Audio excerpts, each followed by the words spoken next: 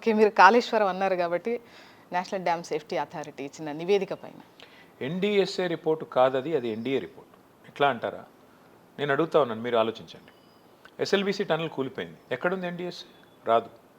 Sunkishala retaining wall పడిపోయింది, NDSA కనబడదు. Vattem pump house మునిగిపోయింది, ఎన్డీఎస్ఏ రాదు, ఏ ఏజెన్సీ రాదు. పెద్దవాగు కొట్టుకుని పోయింది. ఇవన్నీ కాంగ్రెస్ ప్రభుత్వం వచ్చినాక జరిగిన దుర్ఘటనలు. ఒక్కదానిలోనన్నా కేంద్ర ప్రభుత్వం ఒక కమిటీని పంపించిందా? పంపదు. కానీ అదే మేడిగడ్డలో ఒక barrage, Medigadda is 1 barrage out of 3 barrages. Kaleshwaram అంటే చాలామంది ఒక బ్యారేజ్ అనుకుంటున్నారు, ఈ కాంగ్రెస్ వాళ్ళు. పాపం వాళ్ళకి తెలియదు. వాళ్ళకి తెలియదన్న విషయం కూడా వాళ్ళకి తెలియదు. వాస్తవం ఏంటి? 3 బరాజులు, 19 రిజర్వాయర్లు, 21 పంప్ హౌజులు, 100 కిలోమీటర్ల సొరంగ మార్గాలు, 1000 కిలోమీటర్ల ప్రవాహ కాలువలు వెరసి మొత్తం కాళేశ్వరం. ఆ కాళేశ్వరంలో దాదాపు 400 పిల్లర్లు ఉంటే ఒక్క పిల్లర్కు పర్రె పడ్డది. ఆ పిల్లర్ కాడికి పోయి ఈ రాహుల్ గాంధీ గారు, రేవంత్ రెడ్డి గారు ఇద్దరు చూసావచ్చు, అయిపోయింది దున్నపోతు తినిందని ఒక ఆయన అంటాడు, బీజేపీ వాడు దుడ్డని కట్టేమని ఇంకొక ఆయన వస్తాడు. అంటే ఎంత నికృష్టమైన రాజకీయం అంటే, నేను అడుగుతున్నా, మార్బీలో గుజరాత్లో బ్రిడ్జ్ కూలిపోయి 140 మంది చచ్చిపోయారు. ఎక్కడ సచ్చింది ఎన్డీఎస్ఏ?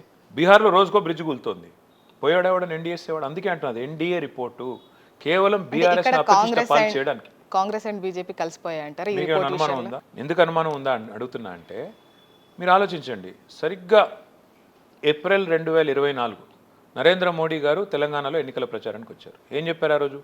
తెలంగాణలో విచ్చలవిడి అవినీతి జరుగుతోంది, ఇక్కడ ఆర్ఆర్ ట్యాక్స్ వసూలు చేస్తున్నారు, రాహుల్ రేవంత్ ట్యాక్స్ వసూలు చేస్తున్నారు, ఒక్కొక్క బిల్డర్ దగ్గర స్క్వేర్ ఫీట్కి 200 రూపాయలు వసూలు చేస్తున్నారు అని చెప్పి మోడీ గారు మాట్లాడారు.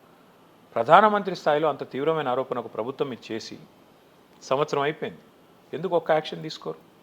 చెప్పరు.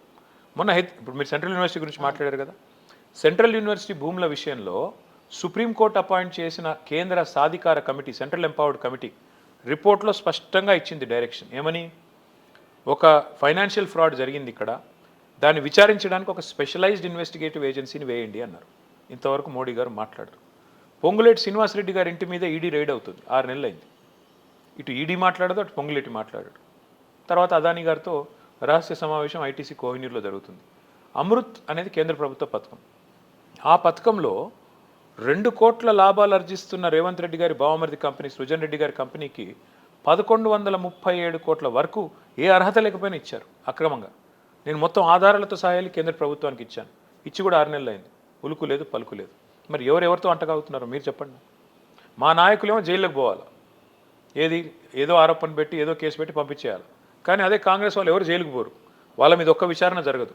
ఒకరినొకరు బడే బాయ్ చోటే బాయ్ చక్కగా కలుపుకొని నడుస్తూ ఉన్నారు. ఇవన్నీ కాదండి, ఒకటి చెప్పండి నాకు. మొన్న సోనియా గాంధీ గారి మీద, రాహుల్ గాంధీ గారి మీద ఒక ఛార్జ్షీట్ వేసింది ఈడీ. దేశంలో అన్ని కాంగ్రెస్ పార్టీ నాయకులు అందరూ మాట్లాడతారు, ఒక రేవంత్ రెడ్డి గారు తప్ప.